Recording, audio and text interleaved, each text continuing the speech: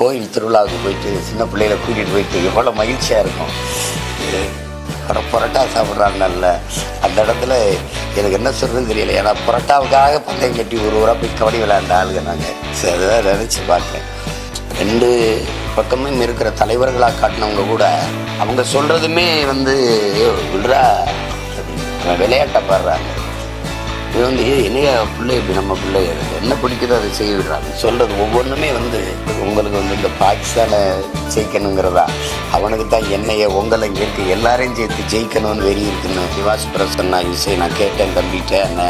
பல படங்கள் இசையமைச்சிருந்தாலும் அவர் வெளிச்சத்துக்கு வரலைன்னா மாரியோட இணைஞ்சதுனால அவர் இன்னைக்கு அது ஒன்று திருநெல்வேலிக்காரன் தான் சொன்னார் எனக்கு. அப்போ தான் நான் அப்போ அந்நியன் படம் வெளியாகிருக்கு, நானும் விக்ரமுக்கு பேசிடுவோம், அவங்க அம்மா அப்படி இருக்காங்க எல்லாம் அப்படி இருக்காங்க.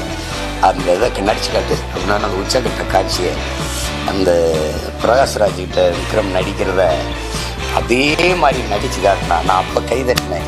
இப்போ அவன் நடித்து கைதட்டினேன். பார்க்குறேன் அவன் இவ்வளோ தூரம் ஒரு இது நினைக்கிறேன், ஒரு மொட்டை மாடி நிற்க வச்சு அந்த உடையோட நிற்க வச்சு எடுத்துக்காப்புல ஒரு தண்ணி தொட்டியில் ஒரு கபடி வீரர் எப்படி நிற்பான். அப்போ பார்த்தேன் எந்த அளவு கூட அவங்க கவனிச்சு எடுத்துக்காங்க அப்படின்னு.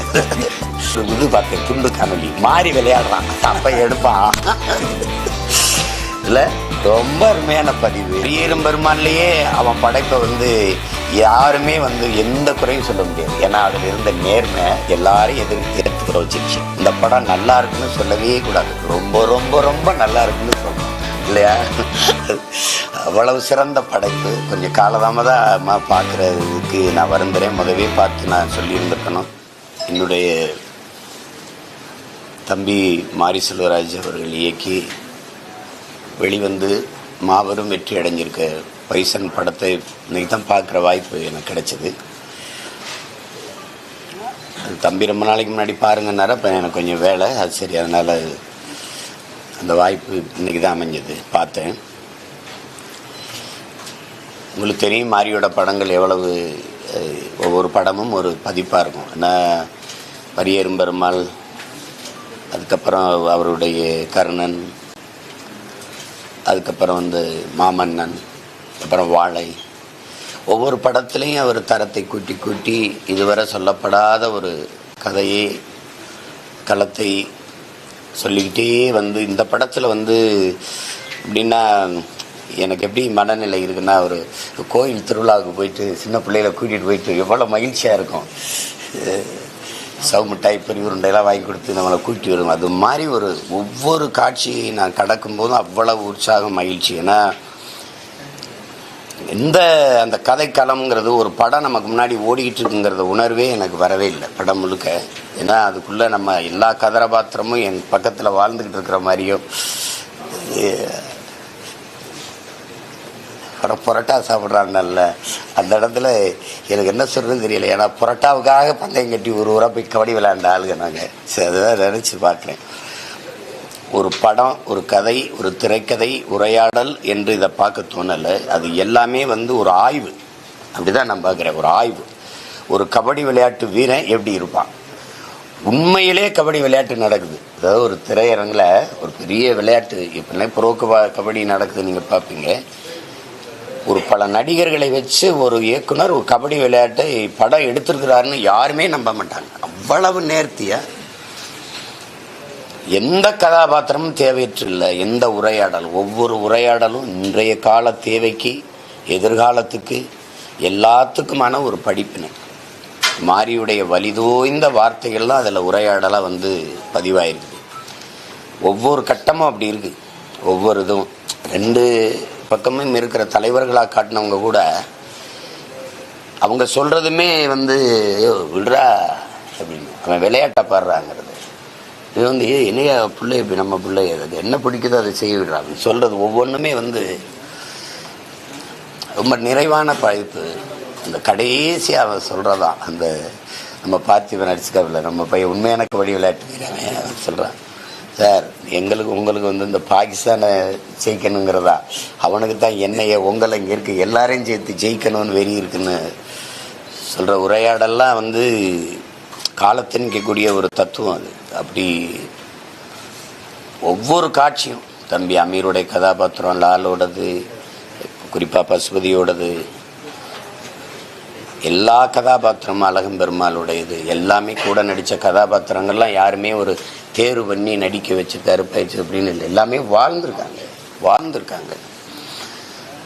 கலைஞர்கள் அது நிவாஸ் பிரசன்னா இசை நான் கேட்டேன் தம்பிகிட்ட, பல படங்கள் இசையமைச்சிருந்தாலும் அவர் வெளிச்சத்துக்கு வரலைன்னா மாரியோட இணைஞ்சதுனால அவர் இன்னைக்கு அது ஒன்று திருநெல்வேலிக்காரன் தான் சொன்னார் எனக்கு. அப்போ தான் நான் இது பண்ணேன். அவ்வளவு சிறப்பான பாடல்கள், பின்னணி இசை, பாடல் வரியில் தம்பி எழுதிட்டார், அது மிகச்சிறப்பாக அமைஞ்சிருக்கு. அதுக்கப்புறம் ஒளிப்பதிவு எழில், ஒன்றும் இது ஒரு பிரமிப்பு தான், ஒன்றும் சொல்கிறதுக்கு இல்லை, சொல்லிட்டு போகிறதுக்கு இல்லை.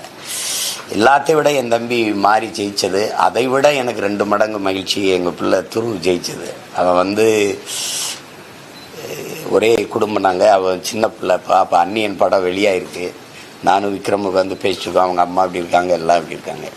அந்த இதை நடிச்சு காட்டு அப்படின்னா அந்த உச்சக்கட்ட காட்சியை அந்த பிரகாஷ்ராஜ்கிட்ட விக்ரம் நடிக்கிறத அதே மாதிரி நடித்து காட்டினா நான் அப்போ கை தட்டினேன். இப்போ அவன் நடித்து கை தட்டினேன். பார்க்குறேன் அவன் இவ்வளோ தூரம். நான் அந்த படம் 2 படமாக ஒரு படங்கள் இது அந்த பர்மா படம் தொலைக்காட்சியில் தான் பார்த்தேன். அதுலேயே நல்லா சிந்தம் தான். ஆனால் அவன் திறமைக்கு அது களமாகவும் தளமாகவும் அமையலை.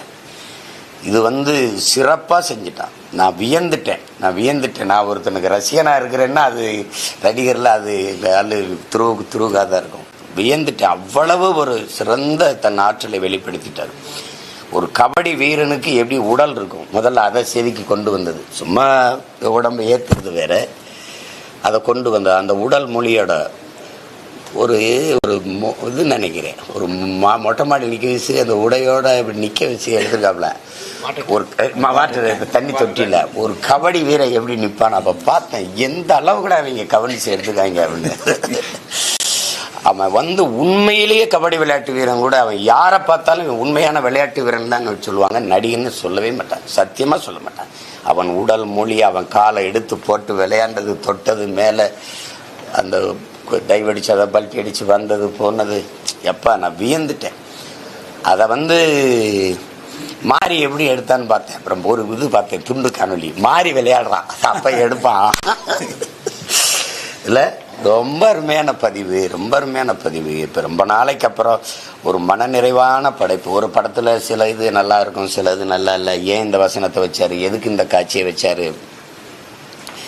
இது ஒரு தடகள ஓட்டம்தான். ஒரு மனிதன் சாதிக்கிறதுக்கு முன்னாடி ஒருத்தன் சாதனை சாதிச்சிட்டான்னா அதில் நீ பொறாமப்படுறதுக்கு ஒன்றும் இல்லை. நீ அவன் தாண்டி வந்த துயரங்களையும் பட்ட கடினங்களையும் பார்த்தீங்கன்னா யாருக்குமே பாராட்டத்தான் தோணும், பொறாமப்பட தோணாது.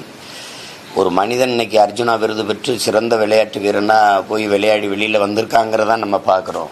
உச்சக்கட்ட காட்சியை தான் பார்க்குறோம், கிளைமேக்ஸை தான் பார்க்குறோம். ஆனால் அவன் தாண்டி ஒரு தடகள ஓட்டம் மாதிரி ஒவ்வொரு இடத்துலையும் தாண்டி ஒரு மனிதன் சாதனையை தொடரான் அப்படிங்கிறது. ரெண்டாவது இந்த பின்புலம் தான். ஒரு பக்கம் அது சம்மந்தம் இல்லாமல் நம்ம அந்த பழியை ஏற்க வேண்டியது, வன்முறை காடாக இருக்குது, கலவர காடாக இருக்குது. அதுக்குள்ளே ஒரு சாதனையாளன் பிறந்து வளர்ந்து வெற்றியை தொடரான், இலக்கை தொடராங்கிறது வரலாறு தான். அது ஒரு வரலாறு தான். அப்படி ஒரு படைப்பது சரியான நேரத்தில் சரியான படைப்பை என் தம்பி தந்திருக்காங்கிறத எனக்கு பெருமையும் மகிழ்ச்சியும். பல சமூக சீர்திருத்தத்துக்கு வந்த புரட்சியாளர்கள், பல போராளிகள், பல தலைவர்கள், சமூக நல்லிணத்துக்கு பாடுபட்ட இயக்கங்கள், அதெல்லாம் செய்ய முடியாத என் தம்பி ஒரு 2.25 மணி நேரத்தில் செஞ்சிட்டாங்கிறதான் எனக்கு இருக்கிற மன நிறைவு. பரியேறும் பெருமாள்லேயே அவன் படைப்பை யாருமே எந்த குறையும் சொல்ல முடியாது. ஏன்னா அதில் இருந்த நேர்மை எல்லாரையும் ஏற்றுக்கிற வச்சிருச்சு. மாமன்னன்லேயும் அதே தான், கர்ணன்லேயும் அதே தான். இந்த படத்துலையும் அந்த படைப்புக்கு இருக்கிற நேர்மை எல்லாரையும் கொண்டாட வைக்குது. ஒரு கபடி விளையாட்டை வச்சு எத்தனையோ இயக்குநர்கள் எடுத்திருக்கிறாங்க, நான் பார்த்துருக்கேன். எல்லா படங்களும், நிறைய படங்கள் தெலுங்கில் வந்திருக்கு, தமிழில் பதிப்புகள் வந்திருக்குது. இவ்வளவு நேர்த்தியான ஒரு பதிவு இதுதான் முதல் முறை. இனி இதை தாண்டி ஒரு பதிப்பை எடுக்கணும்னா அது அரிதானது தான். அப்படிதான் நான் நினைக்கிறேன். இப்படி ஒரு கதைக்களத்தை தேர்வு செஞ்சு இதை எடுத்து இதை ரசிக்க வச்சு வெகுமக்கள் படமாக மாற்றி இதுக்குள்ளே இப்படி ஒரு அரசியலை கொண்டு போய் செஞ்சிடலாங்கிற துணிவு என் தம்பி மாறிக்கு வந்ததுக்கு உண்மையிலே நான் மனந்திறந்த பாராட்டுறேன். எவ்வளவு பாராட்டினாலும் தகும். வாழ்த்துக்கள், பாராட்டுக்கள்ங்கிற சொல்லு பத்தலை. இந்த படம் நல்லா இருக்குன்னு சொல்லவே கூடாது, ரொம்ப ரொம்ப ரொம்ப நல்லா இருக்குன்னு சொல்லணும் இல்லையா? அவ்வளவு சிறந்த படைப்பு. கொஞ்சம் காலதாமதமாக பார்க்குறதுக்கு நான் வருந்துறேன். முதவே பார்த்து நான் சொல்லியிருந்திருக்கணும். அது எல்லாருமே பாராட்டிட்டாங்க. பார்த்த எல்லாருமே, எனக்கு முன்னாடி பார்த்த எல்லாருமே பாராட்டிட்டாங்க. என் பங்குக்கு நான் சொல்லணும்ல, கைதட்டணும்ல. அது இன்னைக்கு திரையரங்கில் செஞ்சிட்டேன். ரொம்ப நிறைவான படைப்பு. மாரிக்கு என் அண்ணனா ஒரு இதே நிதானம், இதே வேகத்தில் இப்படியே பொறுப்புணர்வோடு நீ நடந்து போகணும். ஏன்னா நம்மளில் எப்போவாவது ஆகச்சிறந்த படைப்பாளிகள் வருவாங்க. அது நீ இந்த இடத்த தொடர்றதுக்கு எவ்வளோ கஷ்டப்பட்டிருப்பாயின்னு எனக்கு தெரியும். அந்த வழி உனக்கும் தெரியும். அதனால் நீ வந்துட்ட அந்த இடத்துக்கு விட்டுறாத, நிதானம். அப்போது இந்த படத்தை இன்னைக்கு நீ வாழ்ந்த பகுதியில் இருந்த கதைனாலும் உலகம் பூரா இருக்கிற தமிழ் மக்கள் எல்லாரும் இதை கொண்டாடுறாங்க. பைசனுங்கிற இன்றைக்கி ஒரு படம் சின்ன பிள்ளைகள் வரைக்கும் இது கொண்டு போய் சேர்த்துட்டேன். வெறும் விளையாட்டுன்னு இல்லாமல் அதில் இசை, ஒளிப்பதிவு, சண்டை காட்சிகள் எல்லாமே அவ்வளவு இயல்பாக இந்த இளம் வயதில் இவ்வளவு முதிர்ச்சியான ஒரு படைப்பை தர முடியுங்கிறதுக்கு வாழையும் இது இந்த பைசனும் ஒரு பெரிய உதாரணம். சத்யசித்திரையெல்லாம் அந்த பதிவில் எடுக்கும்போது அவருக்கு நிறைய முதிர்ந்த வயசாயிருச்சு. அப்போ அவர்கிட்ட அந்த படைப்பில் இருக்க நிதானம் இருக்குது. ஒரு இளைஞன் அந்த தரத்துக்கு எடுக்கிறாங்கிறது ரொம்ப பெருசு. அதனால் இந்த படம் நல்லா ஓடிட்டுருக்கு. ஆனால் இன்னும் நிறைய பேர் போய் பார்த்து இந்த படத்தை மாபெரும் வெற்றியடை வைப்பது என்னென்னா, அது நிறைய பேரை ஊக்கப்படுத்தும். நிறைய நான் உங்களுக்கு சொல்கிறேன், உலகத்தில் எத்தனையோ விளையாட்டுகள் இருந்திருக்குது. ஆனால் எங்கள் முன்னோர்கள் தமிழர்கள் கண்டுபிடிச்ச இந்த கபடி விளையாட்டு எங்களுக்கு இன்னும் ஒரு பெருமை. எங்கள் விளையாட்டு இன்னைக்கு உலகம் பூரா விளையாடப்படுதுங்கிறதுல அப்படி பல இது அபகரிக்கப்பட்டிருக்கு. எங்களுடைய குத்துவரிசை, தடையடி, கராத்தேன்னு போயிருக்கு. எங்களுடைய சிலம்பத்திலேருந்து இன்னைக்கு நுண்சாக்கு இதெல்லாம் போயிருக்கு. அதில் எங்கள் கபடின்னே அவங்க ஒத்துக்கிட்டாங்க. சடுகுடு தான் எங்கள் மொழியில் அது கபடின்னு வந்திருக்கு. அந்த கபடி விளையாட்டை நீங்கள் பார்த்தீங்கன்னா எந்த விளையாட்டுலையும் தொட்டால் பவுல், தொட்டால் அது தவறு, வெளியேற்றிடுவான். நீங்கள் எந்த விளையாட்டுலையும். ஆனால் எங்கள் விளையாட்டில் தொட்டால் தான் புள்ளி கிடைக்கும், வெற்றி புள்ளியே நீங்கள் இட முடியும். அது ஏன்னா இந்த சாதி மத ஏற்றத்தாழ்வுகளை தகர்த்து ஒரு சமத்துவ சமூகம் படைக்கணும், அந்த ஏற்றத்தாழ்வுகளை நொறுக்கணுங்கிறத விளையாட்டில் கொண்டு வந்தான். நீங்கள் பாடி வர்றவன் என்ன சாதி, அவன் என்ன சமயத்தை சார்ந்தவன் அதெல்லாம் பார்க்க முடியாது. அவன் காலில் விழுந்து பிடிச்சா தான் உனக்கு புள்ளி, அவனை தொட்டாதான் புள்ளி. நீ தொட்டா தீட்டு, பார்த்தா தீட்டு, அந்த இதெல்லாம் இங்கே சொல்ல முடியாது. அப்படி ஒரு விளையாட்டை எங்கள் முன்னவர்கள் வகுத்தாங்க. ரெண்டாவது வீரம்னா நீங்கள் இப்போ கால்பந்துன்னா அவன் அங்கே நிற்பான், இங்கே நிற்பான். கிரிக்கெட்னா அங்கே நிற்பான், இங்கேருந்து பந்தை போடுவான், அடித்து விட்டு ஓடுவான். இங்கே அப்படி இல்லை. ஒரு கோடை போட்டு 7 பேர் நிற்பான், ஒருத்தன் பாடி வரணும். வாரண்டா, நீ 7 பேர் நின்னான்னு நான் வரண்டா, வாடா அந்த கோட்டை தொட்டு பாடுறான்னு நிற்பான், தொடரண்டா பாடுறாம்பான். அப்படி ஒரு வீரமான விளையாட்டை எங்கள் முன்னோர்கள் வகுத்து எங்களுக்கு கொடுத்தாங்க. அந்த விளையாட்டு இப்போ மறுபடியும் சாகாமல் உயிர்ப்போடு இருக்குன்னா அது பெருமை. அந்த இதை மறுபடியும் என் தம்பி அதுக்கு ஒரு புத்துயிர் கொடுத்து ஒரு புத்தெழுச்சியை ஊட்டியிருக்காருன்னு தான் நம்ம சொல்லணும். அது ரொம்ப பாராட்டத்தக்க ஒன்று. அதில் இந்த படத்தை தயாரித்த தம்பி ரஞ்சித்து, அவர் கூட இருந்த தயாரிப்பாளர்கள், அதில் உடனிருந்து உழைத்த தொழில்நுட்ப கலைஞர்கள் எல்லாருக்கும் என்னுடைய மனம் நிறைந்த வாழ்த்துக்கள். மாபெரும் வெற்றி, உங்கள் வெற்றிக்கும் என்னுடைய வாழ்த்துக்கள். என்ன செய்கிறது இதில் அதோடு கூட நடித்த புல் பூண்டு செடி கொடி வாழை எல்லாத்துக்கும் என்னுடைய வாழ்த்துக்கள் தான். ஒவ்வொன்றே செஞ்சு போகிற அந்த நேர்த்தி தான் இந்த கதையை சொல்ல தொடங்கினது தான். இப்போ எதுக்கு ஜப்பானுக்கு வந்துட்டா, விளையாட இந்தியாவுக்கு வந்துட்டா, இவனுக்கு என்னடா பிரச்சனைன்னு திருப்பி அதை எடுத்ததில் அந்த கதை வேகத்தை கூட்டுது. அந்த கதை சொல்கிற திறனை பாராட்டாமல் இருக்க முடியாது. அது என் தம்பிக்கு, நான் வாழையிலேயே அதை செஞ்சான். அந்த கிளைமேக்ஸில் அந்த உச்சக்கட்ட காட்சியில் அது திருப்பி போட்டு அப்படி சொன்னதில் தான் அது எதிர்பார்ப்பை கூட்டிருச்சு. அது இது ஒரு ஆய்வு. ஒரு திரையில் ஒரு கபடி அப்படிங்கிறது ஒரு விளையாட்டை வச்சு ஒரு இதில் எவ்வளோ தூரம் ஒரு தனி மனிதன் சாதனைன்னு. இன்றைக்கி கண்ணகி நேரில் நம்ம தங்கை கார்த்திகா இன்றைக்கி இந்தியா முழுமைக்கும் பேசப்படுது. நாங்கள்லாம் புறந்தள்ளப்பட்டவங்க. தலைநகர்லேருந்து கண்ணகி நகர், செம்மஞ்சேரி, கல்லுக்குட்டை, பெரும்பாக்கத்துக்கு தூக்கி தள்ளிட்டாங்க. அப்போ அந்த இதுக்கெலாம் நான் போராடினேன். அங்கே கண்ணகி நகர் பெருவெள்ளத்தில் இருக்கும்போது, மூழ்கி இருக்கும்போது நான் அங்கே போய் வேலை செஞ்சேன். உலக வரைபடத்தில் எங்கே இருக்குது ஒரு நாடுன்னு, ஜமைக்கான ஒரு நாடுன்னு தெரியாது. ஆனால் ஒரே ஒற்றை மகன் ஓடி ஓடி தாய்நாட்டை உலக உயரத்துக்கு கொண்டு தள்ளினான், உசேன் போல்ட்டு. அதே மாதிரி இன்றைக்கி எங்கள் பொண்ணு வந்து கபடின்னு ஒரே ஒரு விளையாட்டை விளையாண்டு தனித்திறன் ஆற்று. கண்ணகி நகர்னு ஒன்று இன்றைக்கி தெரியாமல் இருக்காது. கார்த்திகான்னா கண்ணகி நகர் கார்த்திகா அப்படின்னு. அந்த மாதிரி ஒவ்வொருத்தரும் உருவாவதற்கு இன்னைக்கு கார்த்திகா வச்சு எடுத்திங்கன்னா அது நம்ம இங்கே பைசன் தாங்கின மாதிரி ஒரு பெரும் கதை இருக்கும். அதில் அவ்வளவு இடையூறு இருக்குது. அதையெல்லாம் தாண்டி சாதிக்கிற பிள்ளைகளை நாம் போற்றணும், கொண்டாடணும். அப்படி சாதிச்சிருக்கிற என் தம்பி மாரி செல்வராஜுக்கு என் மனம் நிறைந்த வாழ்த்துக்களை அந்த படக்குழுவினருக்கும் என் தம்பி மாரி செல்வராஜுக்கும், குறிப்பாக எங்கள் பிள்ளை துருவுக்கு என்னுடைய அன்பு நிறைந்த வாழ்த்துக்களை சொல்கிறேன். வருங்காலத்தில் வந்து மிக தலை சிறந்த ஒரு திரைக்கலைஞனாக அவன் இருப்பான். நீங்கள் பார்க்க போகிறீங்க. இன்றைக்கி சொல்கிறேன், அவனுடைய திறமை வந்து எனக்கு முழு நம்பிக்கை இருக்குது. பெருசாக சாதிப்பான். நீங்கள் என்ன பாருங்கள், அவ்வளோ பெரிய நடிகனாக வருவான். அதுக்கான அடித்தளத்தை இந்த படத்தின் மூலமாக என் தம்பி மாரி செல்வராஜ் அமைத்து கொடுத்ததில் மாரிகிட்ட பேசும்போதே நான் சொன்னேன், உன்னோட வெற்றியில் எனக்கு பெரிய மகிழ்ச்சி இருக்குது. அது மாதிரி 2 மடங்கு மகிழ்ச்சி துரு அதில் ஜெயிச்சதில் இருக்குது. அது எனக்கு ரெட்டிப்பு மகிழ்ச்சி.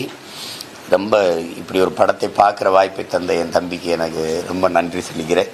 பாராட்டுகள். எவ்வளவு வாழ்த்துக்கள் சொன்னாலும் தகும். சிறந்த படைப்பு. எல்லாரும் பார்த்து பாராட்டுவோம். நன்றி, வணக்கம்.